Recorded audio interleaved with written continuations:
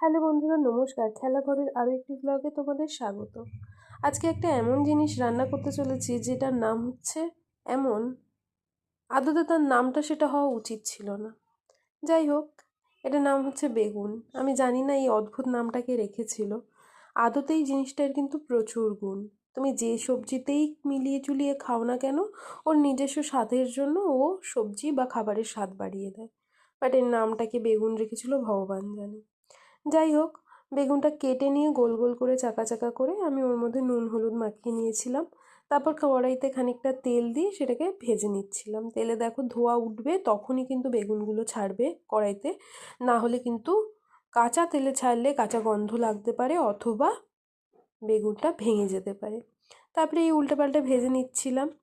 যাই হোক, এখানে বেগুনটা মুচমুচে রাখার জন্য তোমরা একটু চালের গুঁড়ো অথবা তার ওপর দিয়ে একটু চিনি ছড়িয়ে নিতে পারো কালারের জন্য বা একটু ফ্লেভারের জন্য, আর চালের গুঁড়োটা মুচমুচে রাখার জন্য।